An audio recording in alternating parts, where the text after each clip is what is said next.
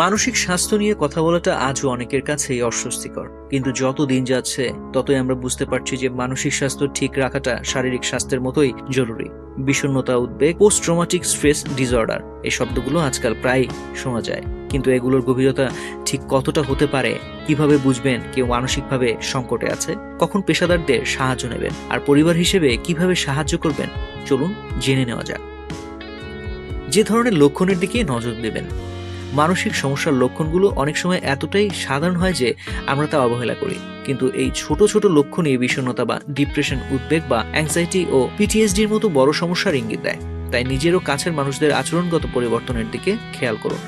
যে লক্ষণগুলো চিন্তার কারণ হতে পারে: সবসময় ক্লান্তি বা শক্তির অভাব বোধ করা, আগে খুব ভালো লাগতো এমন বিষয়ে আগ্রহ হারিয়ে ফেলা, ঘুমের সমস্যা হয়, একেবারে ঘুম আসে না, নয়তো সারাদিন ঘুমিয়ে কাটান বা ঝিমুনি, হঠাৎ ক্ষুধা কমে যায় বা বেড়ে যাওয়া, নিজেকে মূল্যহীন মনে হওয়া, আত্মহত্যা বা নিজের ক্ষতি করার কথা ভাবা, আপাত দৃষ্টিতে ছোট বিষয় নিয়ে অতিরিক্ত দুশ্চিন্তা হওয়া, হঠাৎ হৃদস্পন্দন বেড়ে যাওয়া, ঘাম হওয়া বা শ্বাসকষ্ট হওয়া, ডাক্তারি ভাষায় একে বলা হয় প্যানিক অ্যাটাক, কোনো কিছুতে মনোযোগ দিতে অসুবিধা হওয়া, সবসময় এক ধরনের অস্বস্তি ও ভয় কাজ করা, অতীতের কোনো দুঃসহ স্মৃতি বারবার মনে আসা বা দুঃস্বপ্ন দেখা, সেই ঘটনার কথা মনে হলেই ভয় বা আতঙ্কে কেঁপে ওঠা, মানসিক আঘাতের কথা এড়িয়ে চলা বা কোনো কিছুতে অনুভূতিহীন হয়ে যাওয়া।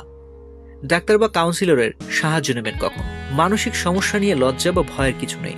যখন দেখবেন যে এই লক্ষণগুলো দৈনন্দিন জীবনকে প্রভাবিত করছে, তখনই মনোরোগ বিশেষজ্ঞের পরামর্শ নেওয়া উচিত।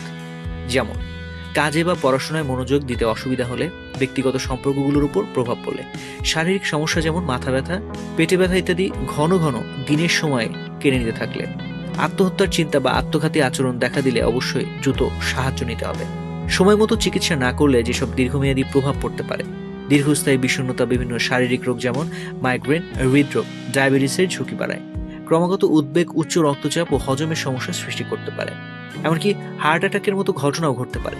পিটিএসডি এটি ব্যক্তির সামাজিক ও ব্যক্তিগত জীবন ধ্বংস করতে পারে এবং দীর্ঘমেয়াদে অন্যান্য মানসিক রোগের কারণ হতে পারে।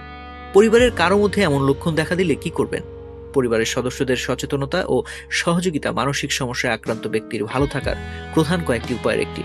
মানসিক সংকটের লক্ষণগুলো যদি আপনার পরিবারের বা বন্ধুদের কারো মধ্যে দেখেন, তাহলে আপনার দায়িত্ব তাকে সাহায্য করা, কারণ আক্রান্ত ব্যক্তি অনেক সময় নিজে থেকে সাহায্য চাইতে পারে না।